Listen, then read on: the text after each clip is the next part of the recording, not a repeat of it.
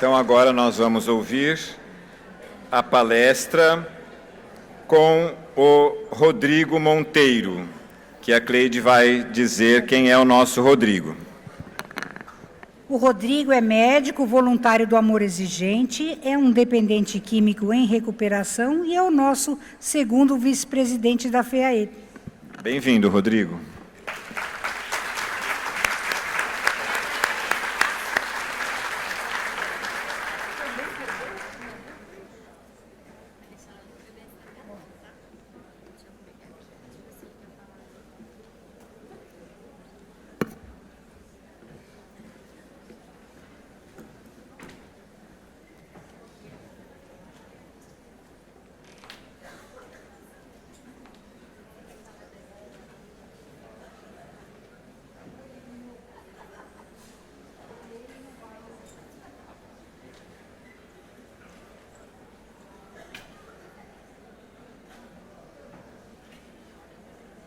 Oi.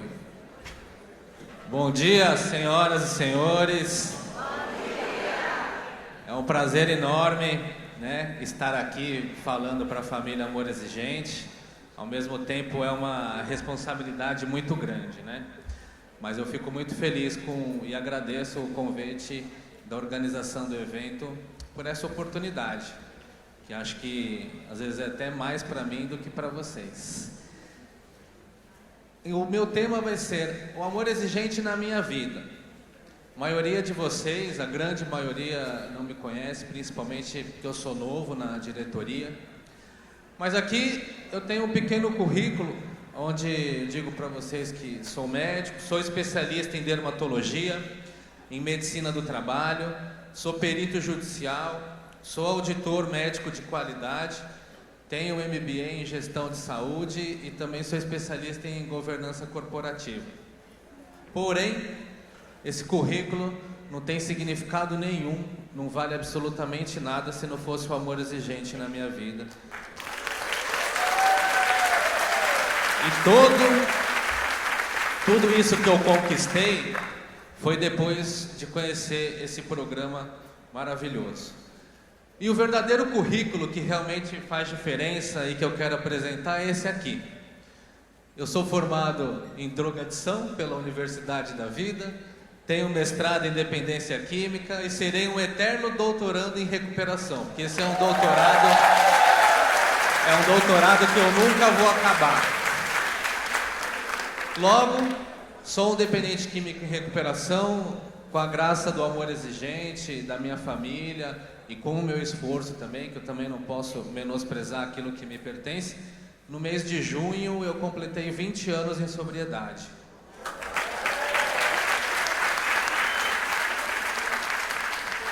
E o tema que escolheram para eu falar é esse, o amor exigente na minha vida. E eu fiquei pensando muito, dias e dias, o que eu vou falar sobre o amor exigente na minha vida, porque é tudo, como eu apresentei no meu currículo, Mas eu não posso chegar aqui e falar que é tudo, porque seria muito pouco.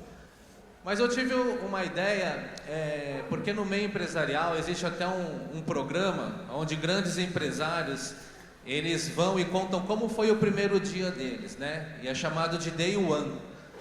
Mas como está em inglês, eu não gosto muito, eu coloquei primeiro dia. A ideia é a seguinte, um grande empresário vai lá, e ele fala sobre o primeiro dia que ele teve a ideia de fechar um negócio e abrir outro, que veio a ideia de uma grande marca, e aí ele discorre sobre esse primeiro dia.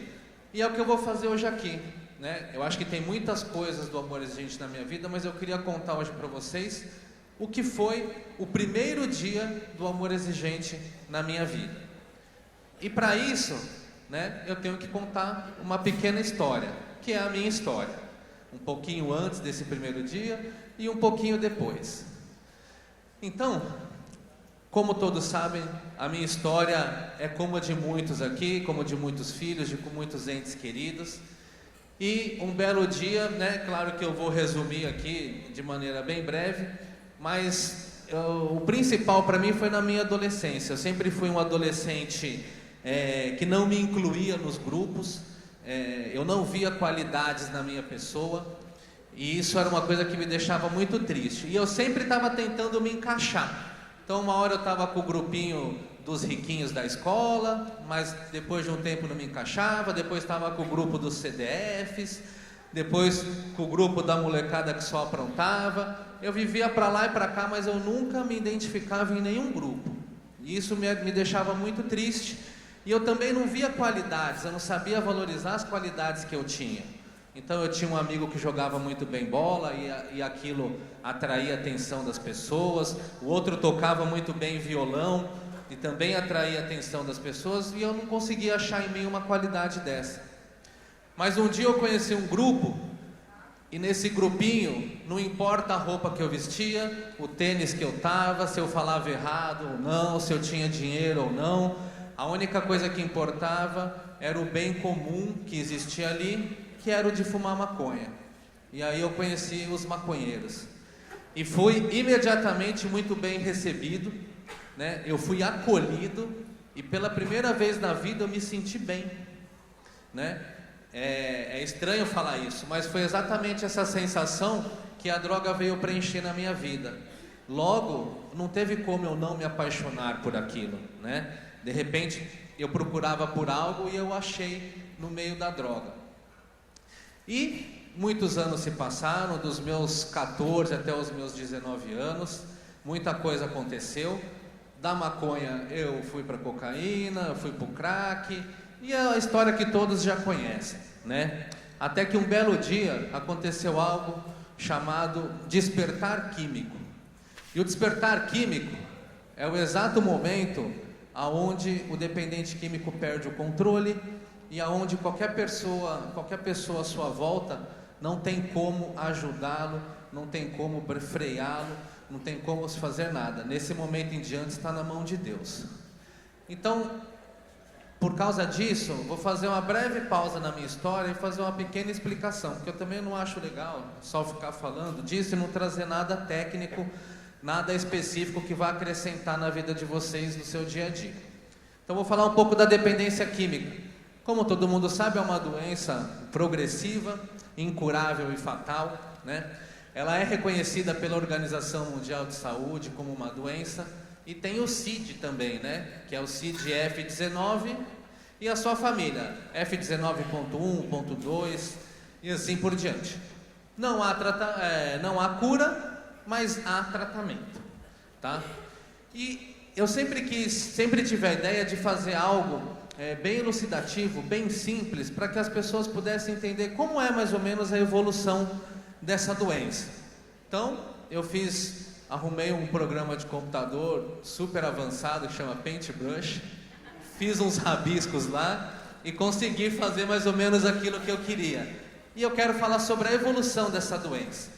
Para isso eu vou usar duas linhas. Essa aqui é a linha da vida e essa aqui é a linha da droga. Então, quando a gente começa a usar, essas linhas estão bem afastadas umas das outras, tá? Então a gente tem aqui a linha da droga e a linha da vida aqui embaixo. E o uso começa. A gente vai usando ao longo da vida e essas linhas vão se aproximando. Vão se aproximando, vão se aproximando, até que uma hora elas se juntam. E quando essas linhas se juntam, a gente tem uma coisa chamada despertar químico. Aquela coisa que era linear, né, que a gente tem uma vida controlada, regrada, estuda, vai prestar vestibular, vai casar, vai ter filho, esquece, não existe mais nada linear, agora a vida é assim. E esse é o dependente químico nativa, ele tem altos e baixos no seu uso e sua vida também tem altos e baixos. Quando o dependente químico começa a entrar em recuperação, né, claro que tudo isso é uma representação minha, não tem nada científico aqui, eu estou trazendo isso aqui da Universidade da Vida, igual eu expliquei para vocês.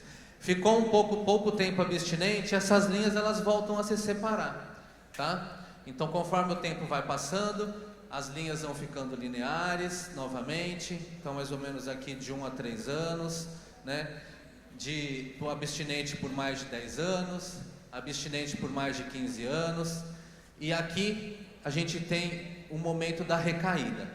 E aí eu quero explicar isso para vocês. A gente tem 3 tipos basicamente. Essa é a recaída pontual, que é a menos comum. Então as pessoas estão lá um tempo abstinente, de repente ela decide usar. Ah, vou usar, vou largar tudo, vou usar. E ela usa. E aí a linha da vida, né, continua aqui, mais ou menos ela começa a se separar. É como se fosse usei 1, 2 dias. Mas isso é muito difícil acontecer. Porque o mais comum de acontecer é isso aqui. É a pessoa ter um dia de uso e a vida bagunça totalmente novamente. Tá? E a recaída mais comum não é essa que o cara acordou e falou, vou usar. Né? A mais comum é a recaída tipo 2, que é a recaída comportamental. É 99% dos casos, aonde o dependente químico deixa de frequentar um grupo, né? Volta a mentir, volta a manipular, volta a querer levar vantagens de vários tipos, e a linha da vida e a linha da doença voltam a se aproximar, até que um belo dia elas se juntam novamente e a gente tem o momento do uso. E aqui a gente tem o dependente químico na ativa novamente. Então a doença tem 4 desfechos, né? A loucura, a cadeia, a morte ou a recuperação. E acreditem, essa é uma das frases mais importantes, acho que dessa minha apresentação. A vida após a droga. Eu sou uma prova viva disso, mas isso também não me isenta da minha responsabilidade com o dia de amanhã. Ou seja, não é porque eu tenho 20 anos em recuperação que eu estou protegido. Não. Se eu voltar a mentir, se eu deixar de ir no grupo, se eu voltar a manipular, as minhas linhas vão se juntar e um novo despertar químico pode acontecer numa recaída. E o que me gerou essa vida após a droga foi esse lugar. Foi a minha internação e aonde eu conheci o amor exigente. Esse lugar se chama Horto de Deus, é uma comunidade terapêutica que fica na cidade de Taquaritinga, no estado de São Paulo. Olha o pessoal de Taquaritinga lá. Então, quando... Oi? Ah, já? Ah, muito bom. Para mim, o Horto de Deus é um pedacinho do céu na terra, né? Foi aonde realmente eu renasci. Então, após anos naquela vida ativa, com altos e baixos, com muitas sextas-feiras eu saindo para ir num barzinho e voltando na outra quarta, na outra quinta, depois de muita loucura, muita bagunça, muita desestruturação na família e tudo aquilo que vocês já conhecem, ou por viverem aquilo, ou por ouvirem do nosso semelhante durante uma reunião, uma partilha. Eu conheci esse lugar e eu fui internado lá. O Horto de Deus, na época, era um programa de 8 meses, aonde os 3 primeiros meses eu não podia sair de lá e a família me visitava um domingo por mês. E a partir do 4º mês, ao invés da família me visitar, eu que ia para casa numa sexta-feira e ficava até segunda, era o início da ressocialização. Para a família poder me visitar, eles tinham que frequentar o amor exigente. Ainda não foi o primeiro dia do amor exigente na minha vida, mas meus pais não conheciam. O meu pai é médico e ele sempre foi muito turrão no sentido, mesmo sendo médico, no sentido de aceitar que era uma doença. Durante muito tempo ele bateu o pé e falou que era safadeza, né? Como a gente ouve, porque isso não é ensinado nas faculdades, até hoje. E eu fiquei nesse programa. Minha família começou a frequentar o amor exigente, tinham que levar um certificado, que tinham frequentado 4 reuniões para poder entrar e me visitar. E assim foi. Tudo ótimo, tudo perfeito, voltei a sorrir, voltei a curtir, descobri que dava para dar risada sem fumar maconha, que dava para ficar acordado até tarde sem cheirar cocaína, que era possível ter uma vida boa, né, sem drogas. E aí isso foi até que a gente vai chegar aqui no ponto do meu primeiro dia do amor exigente. Na minha primeira visita, no meu 5º mês, no meu 4º mês fora da clínica, eu fui para São Paulo. Fui visitar minha família no meu primeiro fim de semana. E recaí. Né? Tava tudo muito maravilhoso, mas eu fui atrás da minha antiga namorada, que ainda continuava nativa, porque eu tinha plena certeza que eu ia salvar a vida dela. E todo mundo lá dentro dizia assim, não vai, Não vai, porque é mais fácil ela fazer você entrar no bar do que você tirar lá de dentro. Mas eu bati o pé comigo mesmo. Eu peitei os meus próprios princípios que eu estava aprendendo lá dentro. Falei, não, eu vou salvar a vida dela. Enfim, eu fui e recaí, né? E aí eu entrei num grande dilema, porque eu falei, se eu voltar para lá, vão descobrir. Porque não tem como um dependente químico recair sem mudar o comportamento. Não tem. Ele muda. E quem está em volta vai perceber. E lá dentro eram pessoas, os monitores eram, né, que a gente fala, era veiaco na coisa. Eles iam, no segundo dia eles iam se ligar. E se eu ficasse e não voltasse para a internação, eu teria que enfrentar minha família, mas principalmente, eu sabia que eu ia continuar nessa vida de droga. E eu não queria mais aquilo para mim. Nesse caso, a recaída foi assim, a gota d'água, foi o fundo do poço, eu não queria mais aquilo. Então eu resolvi arriscar e voltei para a minha internação. Durante 30 dias, eu consegui manipular bem as coisas. Eu mentia, eu fingia que estava tudo bem, e a coisa foi disfarçando e ninguém descobria. Mas eu achava, né, que eu estava disfarçando. Eles perceberam a minha mudança de comportamento. O coordenador da clínica me chamou para conversar e perguntou: Rodrigo, você bebeu na visita? Eu não, que beber? Estou em tratamento aqui, não, beber, né? Mas a minha vontade era abrir meu coração, que era muito pesado. Eu já não conseguia mais mentir sem ter um peso. E isso é um efeito do amor exigente também na vida de todos. E ele perguntou pela segunda vez, eu neguei, e na terceira vez eu não resisti, eu abri o jogo. Falei que eu tinha bebido, que eu tinha fumado, que eu tinha cheirado, falei tudo. O seu Léo, saudoso seu Léo, que era o coordenador desse local, ele já tinha a clínica há 13 anos e a conduta lá recaiu durante o tratamento, tentou entrar com droga aqui dentro, brigou, qualquer comportamento desse tipo gerava expulsão, né? E aí nessa hora eu falei assim, nessa hora eu já estava com a cabeça muito bagunçada, e aí eu decidi que eu queria ir embora mesmo. E aí o seu Léo, eu falei, bom, vou ser expulso, né? Eu já sabia que eu ia ser expulso, já estava pensando que eu ia tomar uma na rodoviária, antes de ir para São Paulo. E aí o seu Léo me chamou novamente e falou, olha, eu não sei porquê, me deu um estalo aqui, mas eu não quero expulsar você. Só que eu não posso deixar você aqui dentro sem que todo mundo concorde, porque isso poderia ser abrir uma regra, né? Então as pessoas iam começar a recair nas visitas, porque ele ia permitir que continuasse lá depois. Esse era o grande medo. E ele falou que abria essa exceção, porém todos os internos tinham que concordar que eu ficasse lá. E aí os internos, a gente fez uma grande reunião, colocaram uma cadeira, eu fiquei na frente de todo mundo, e todos foram lá e começaram a falar, não, o Rodrigo é um cara legal, é um cara bom, pode ficar. E eu torcendo para algum deles falar mal de mim, né? Porque daí eu ia embora. E aí, nessa época, eram 44 internos, os 44 internos falaram para eu ficar. E eu falei, caramba, hein? Eu quero ir embora. E aí o seu Léo disse, bom, tá tudo definido, você vai ficar, vai começar o tratamento do zero, só que eu tenho que chamar os seus pais aqui. E isso já tinha 5 meses que meus pais iam no amor exigente. Quando os meus pais chegaram lá, eu falei, bom, eu vou falar que eu não quero ficar, né? E aí eles me colocaram numa sala, com essas 2 pessoas de frente para mim, Osmar Monteiro e Selma Monteiro. Essa foto é recente, graças a Deus eles vivem assim, hoje sorrindo.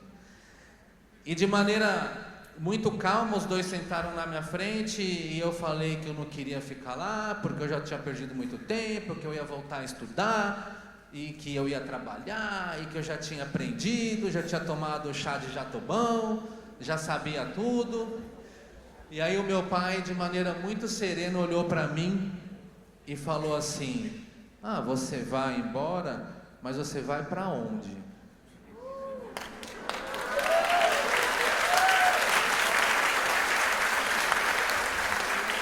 E esse exato momento foi o primeiro dia do amor exigente na minha vida.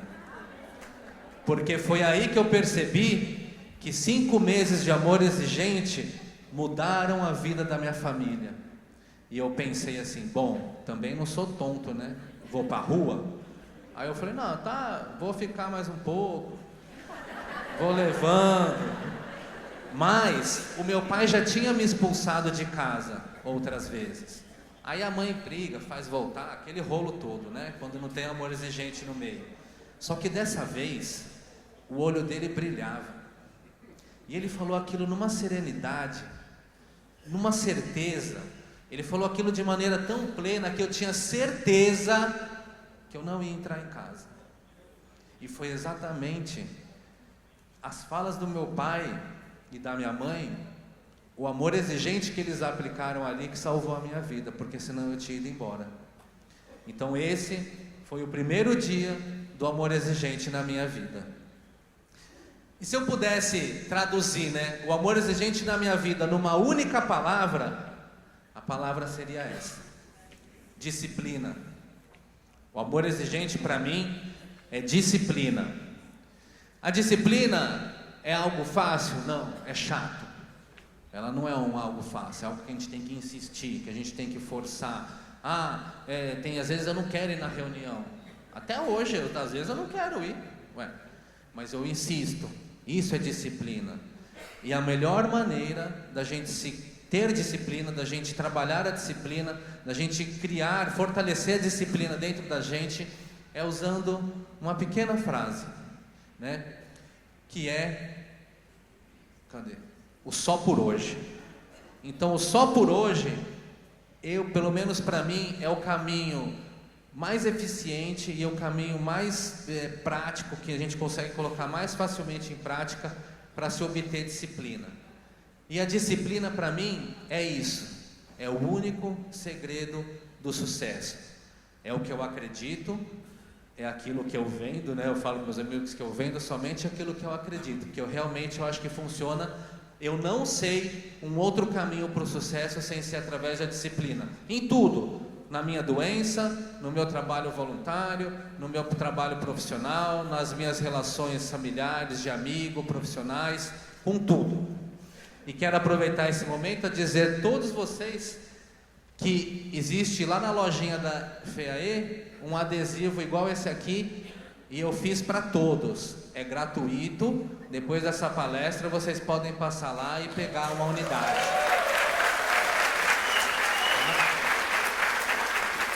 É um presente meu, pode colar na capa do caderno, na geladeira, onde quiser. Mas acreditem, a disciplina é o único segredo do sucesso. E para finalizar, né, eu queria fazer um convite a vocês para ouvir uma música junto comigo, tá? É uma música que realmente ela é muito importante na minha vida e que fará muita diferença. E nessa música, a única coisa que eu quero pedir para vocês é que vocês ouçam a música, ouçam as minhas palavras e simplesmente deixem a mente viajar. Todo mundo de pé, fica de pé. Pode aumentar um pouquinho o som.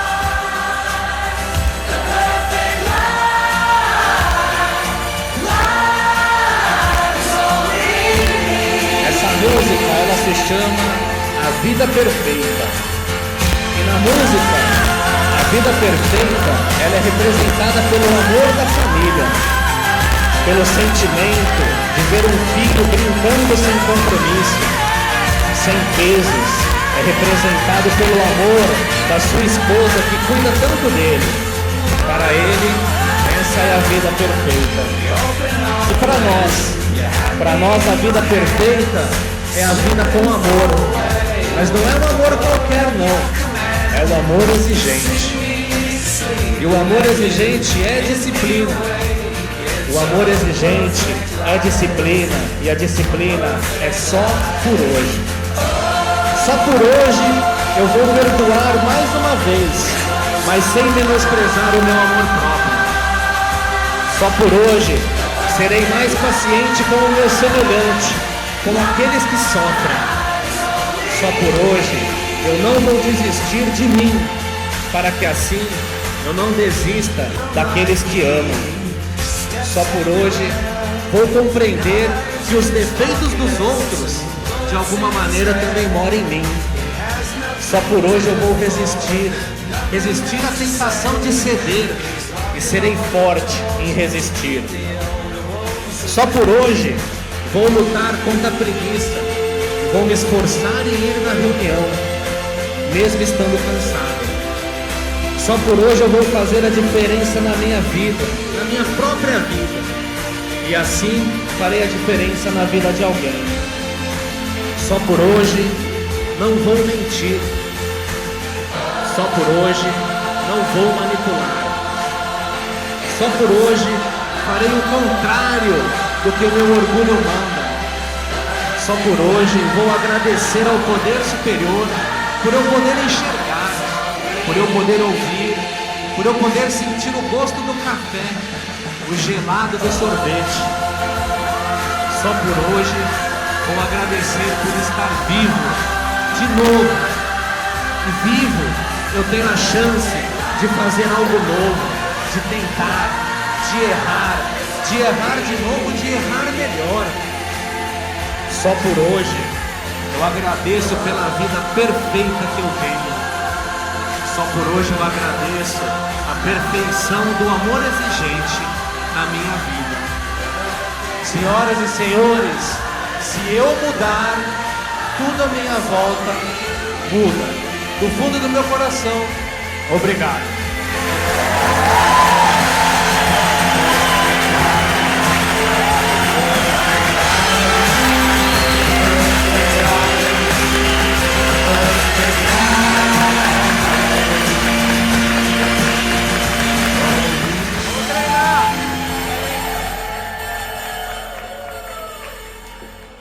Vocês são maravilhosos. Obrigado.